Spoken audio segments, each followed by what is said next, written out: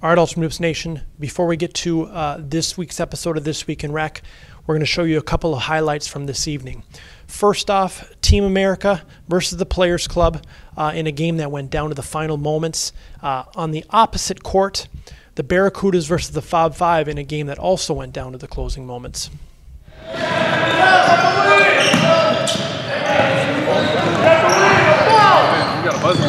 Hey, we got to slow one of these games down so they don't end at the same time.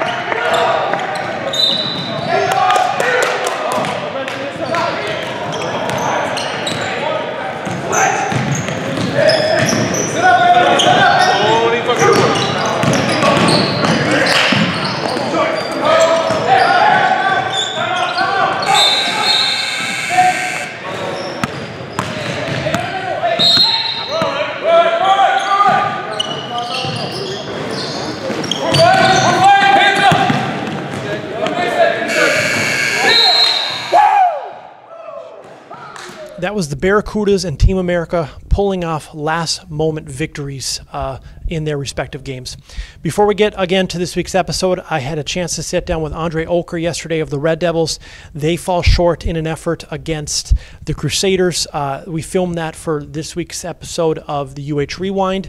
Here's Andre Oker. All right, I'm here with Andre Oker of the Red Devils. Now, this is your second season with the Red Devils, correct? Correct, yeah. Okay, tough loss for you guys tonight. 3 of your players, as he told me, scored 57 of your 63 points. So not a lot of balance. You're 3-4. You've got 1 game left. What do you need to do to prepare your team for the postseason?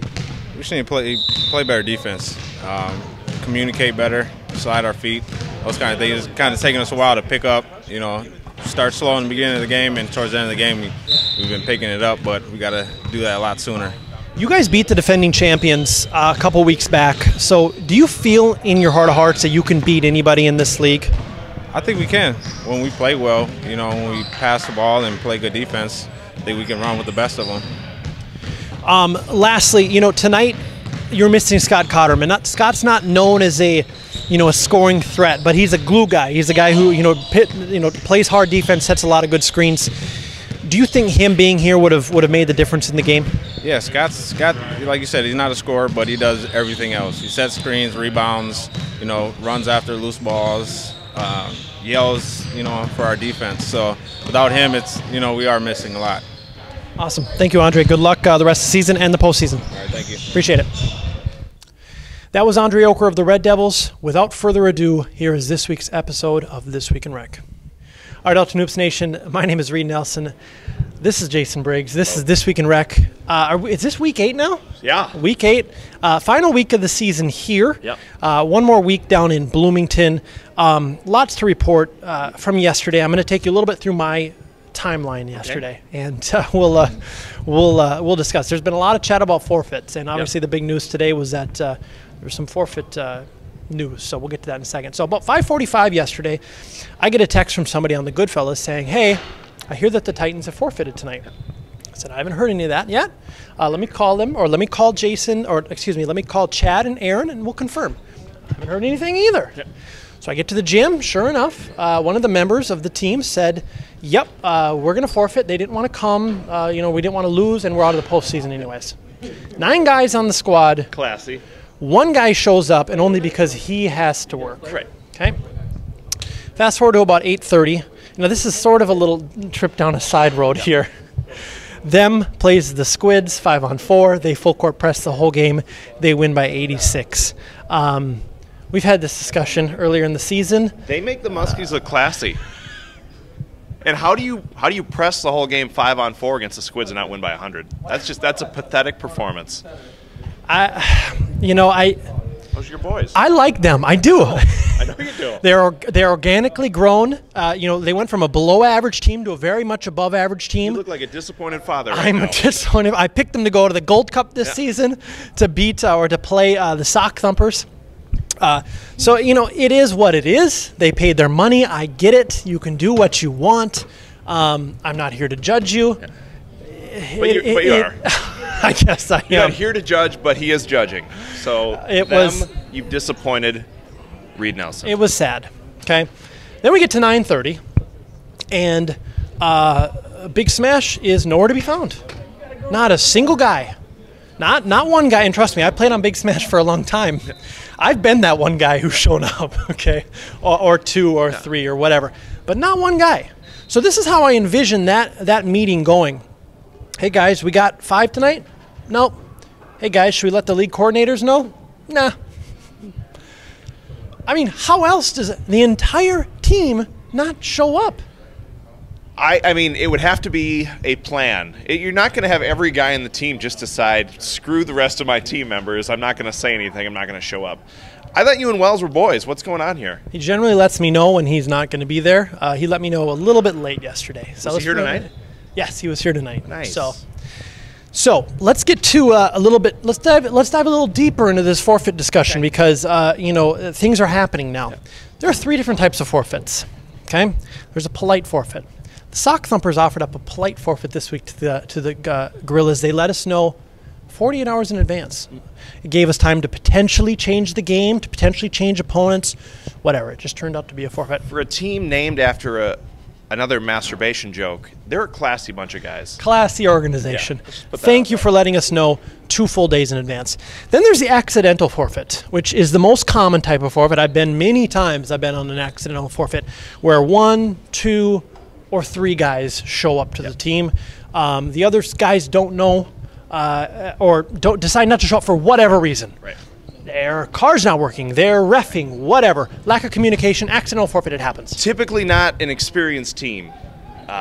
Typically it's a group where maybe they've added 1 or 2 random guys. They don't necessarily communicate. Like, let's say the Broncos add 3 new players one season. You could see that happening. Sure. A free agent team, you could see that happening. But for an established team like the Rebels, like the Blue Chips, Fob 5, you wouldn't expect something like that. And I don't recall it ever happening with any of those teams. Well, Fob has had they're a few down to, four-man games. They're down to 5 guys now. Right. But then you get to the third type of forfeit, which is what kept me up pretty late last night. And that's the malicious forfeit, where you literally have nobody show up. Now, I'm not counting Charles Harvey of the Titans yesterday as showing up because he works at Lifetime Fitness. He's supposed to be there. All 9 guys, 8 of the 9 guys did not show up. And here's why I have a problem with that. We're all men. In some leagues, there are women. Yeah. So we're all people. We've got families. We've got careers. We've got obligations.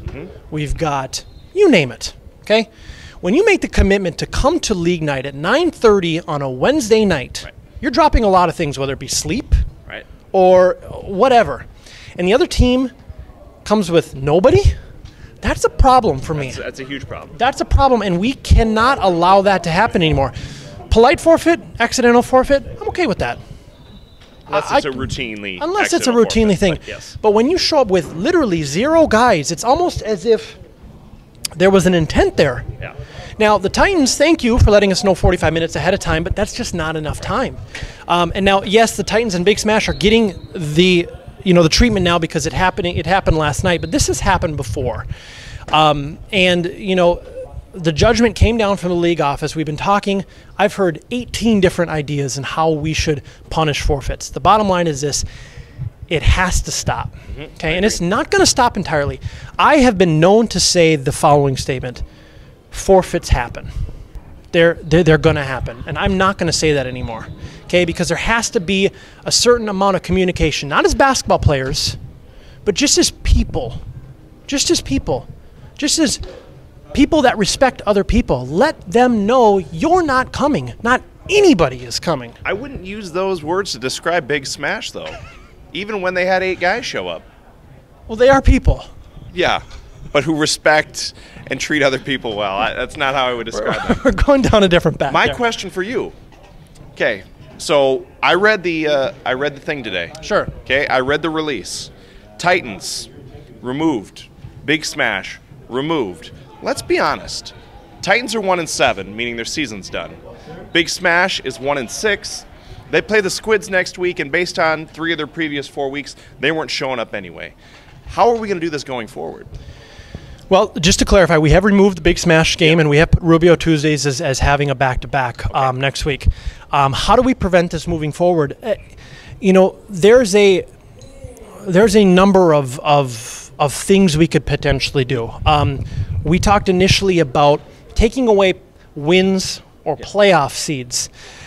I like in the case of last night, it wouldn't have affected them because neither team was going to the postseason. If Big They didn't Smash care. would have won both, they would have finished at 3-5.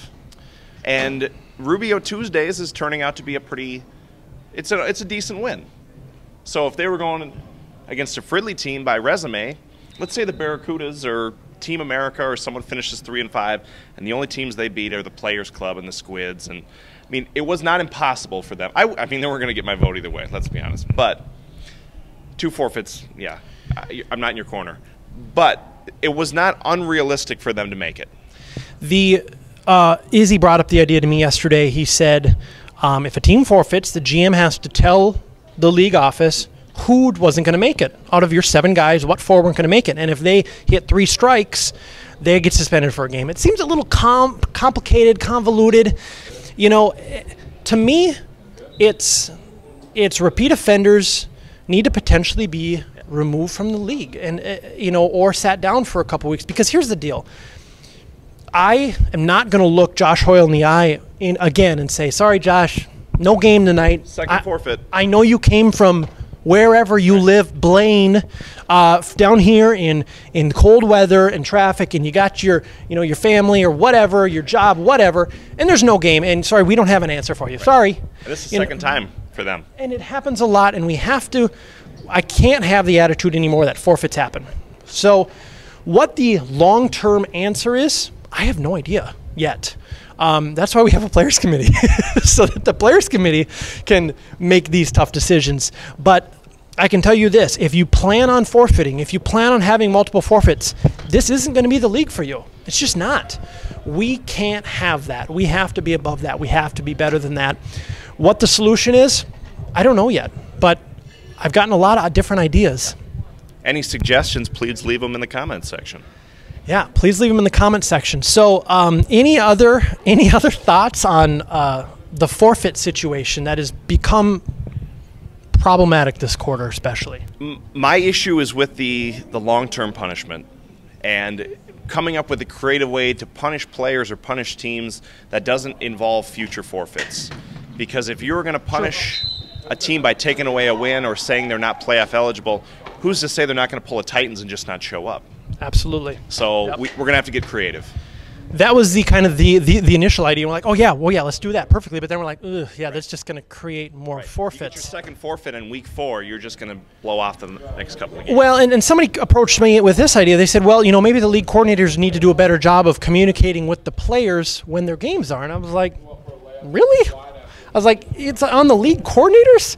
Like, do we not have a website? Do you not? I don't buy that. The interweb is not available everywhere. Because that's what it's called, right? Interweb? Because the thing is you have a roster minimum of 7 guys, which means 4 guys have to miss. Right. And even then, it's just an accidental forfeit. Right. When your entire team doesn't show up, that's what makes me angry. You're just being an a-hole, or a team full of a-holes. Again, it's just about being respectful of other people's time. Yeah, I agree. And it goes beyond just basketball. So let us know your thoughts.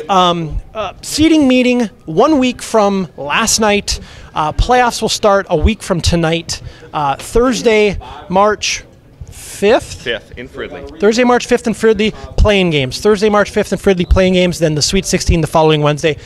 Let us know your thoughts, UH Nation. Thank you very much.